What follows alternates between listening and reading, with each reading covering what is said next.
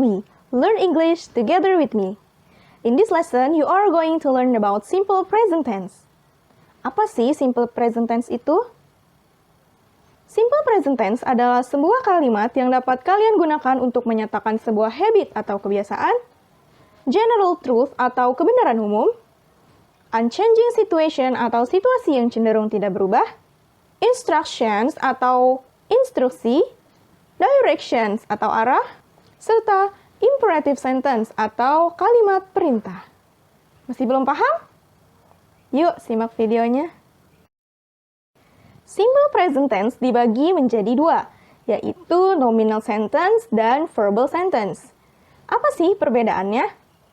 Perbedaan yang utama terletak pada to be dan verb yang digunakan. Untuk nominal sentence terdapat to be present, dan untuk verbal sentence terdapat verb bentuk pertama.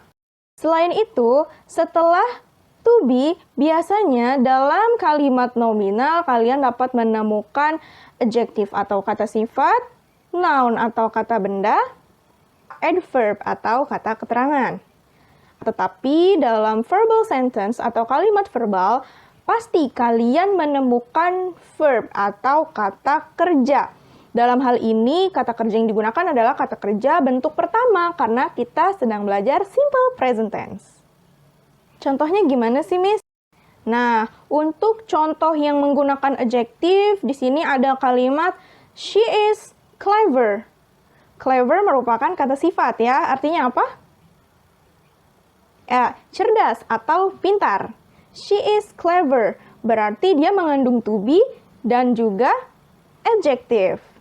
Kemudian untuk contoh yang noun adalah my mom is a teacher. Ibuku adalah seorang guru. Di sana ada penggunaan to be is serta noun yaitu teacher. Kemudian Miss, bagaimana untuk penggunaan adverb? Di sini kalian bisa menggunakan adverb of time ataupun adverb of place. Contohnya, it is 9 a.m. now. Jam 9 nih sekarang. Selain itu, untuk penggunaan adverb of place, bisa kalian gunakan seperti kalimat ini. I am on the way. Oke, di sini ada beberapa contoh dari kalimat verbal sentence dalam simple present tense. Yang pertama adalah they get up early in the morning. They get up early in the morning. Nah, apa subjeknya? Ya, subjeknya adalah they. Kemudian apa verbnya?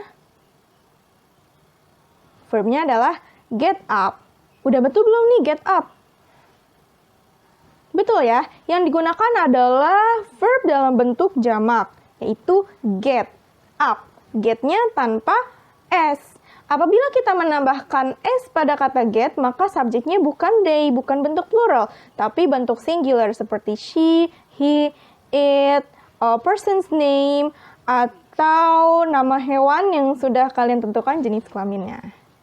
Sekarang kita pelajari dulu kalimat afirmatif untuk nominal sentence. Ingat ya, kalimat nominal adalah kalimat yang memiliki ciri punya to be. To be-nya ini bisa ketemu noun, adjective, maupun adverb.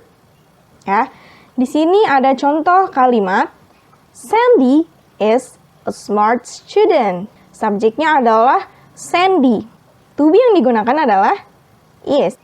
Setelah is ketemunya apa nih? Adjective, noun, atau adverb?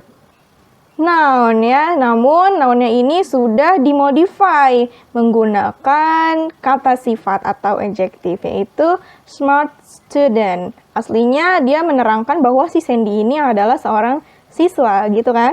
Nah, berarti di sini adalah subject plus to be plus noun. Kemudian, itu adalah bentuk singularnya. Untuk bentuk pluralnya kayak gimana, Miss? Oke, untuk bentuk pluralnya di sini ada contoh Sandy and Wahyu are smart students. Bisakah kalian temukan perbedaannya? Ya, Perbedaan yang pertama terletak pada subjeknya. Tadi di singular kan subjeknya hanya Sandy, sedangkan di kalimat kedua subjeknya adalah Sandy dan Wahyu. Kemudian perbedaan yang kedua terletak pada to be yang digunakan. Yang kalimat pertama to be yang digunakan adalah is, sedangkan pada kalimat kedua to be yang digunakan adalah are karena subjeknya more than one. Ingat subject verb agreement. Untuk kalimat negatifnya seperti apa, Miss? Untuk nominal sentence, kalimat negatifnya ini cenderung mudah ya untuk mengubahnya dari kalimat yang afirmatif atau positif. Kalian hanya tinggal menambahkan kata not setelah to be-nya. Contohnya, tadi Sandy is a smart student. Dalam kalimat negatif, kalian hanya tinggal menambahkan not setelah kata is. Jadi, Sandy isn't a smart student. Gimana? Paham? Untuk kalimat tanyanya seperti apa? Untuk kalimat tanya, kalian hanya tinggal memindahkan to be-nya ke paling depan. To be yang digunakan adalah to be asli ya, belum ditambahkan not. Jadi, is Sandy a smart student? Gampang kan? Oke, di kalimat yang plural sekarang. Sandy and Wahyu are smart students. Ingat nih, di sini student-nya juga menggunakan s yang menandakan bahwa itu adalah jamak ya.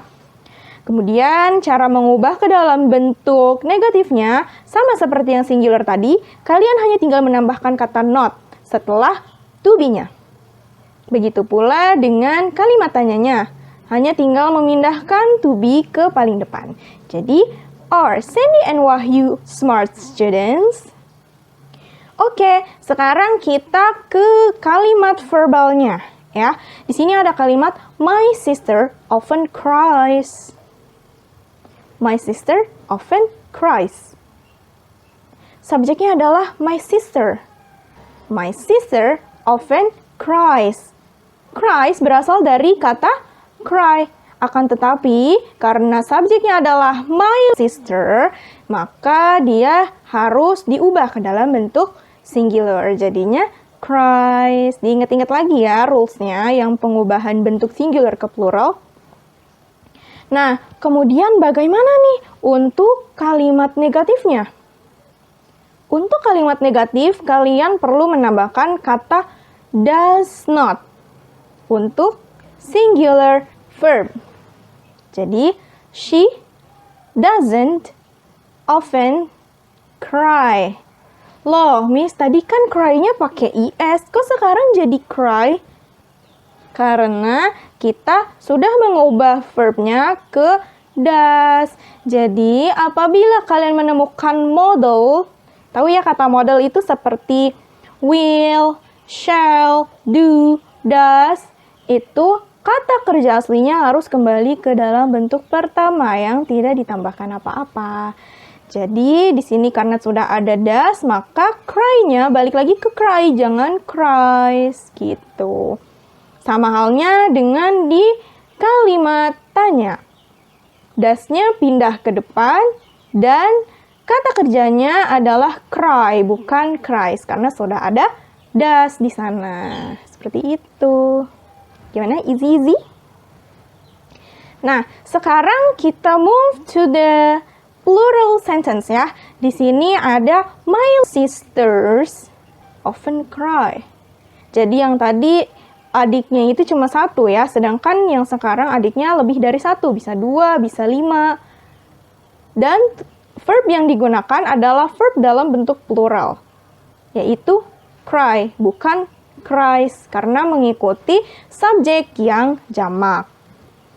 Untuk kalimat negatifnya, hampir sama nih rules-nya, akan tetapi verb yang digunakan juga kan harus dalam bentuk jamak. Jadi kita gunakan do, bukan does. Jadi, my sisters do not atau don't often cry. Cry-nya kembali lagi ke dalam bentuk pertama karena sudah ada kata do ya di sana. Seperti itu. Begitu pula dengan kalimat tanyanya. Kalian hanya tinggal memindahkan kata do ke paling depan dan juga gunakan cry, jangan cries karena sudah ada do. Jadi, do my sisters often cry? Oke, karena kalian sudah memahami tentang materi ini, coba kerjakan dulu latihannya ya. Ada exercise 1, ada 5 kalimat, dan kalian diminta untuk menentukan apakah itu masuk ke nominal sentence atau masuk ke verbal sentence. Ini sangat mudah ya tentunya. Ingat tadi kalau verbal sentence dia mengandung verb, akan tetapi nominal sentence mengandung to be. Dalam hal ini to be-nya adalah to be bentuk present ya. Nah, untuk exercise yang kedua, di sini ada 5 kalimat yang perlu kalian lengkapi. Kalimat ini terdiri dari kalimat nominal maupun kalimat verbal. Silakan diidentifikasi dulu. Kira-kira kalimat ini termasuk kalimat apa, dan yang kalian butuhkan di sana adalah verb atau to be ya. Silakan tulis jawaban kalian di kolom komentar untuk latihan. Maybe that's all for today's lesson. I hope you all understand about this. And thank you. See you again. Bye-bye.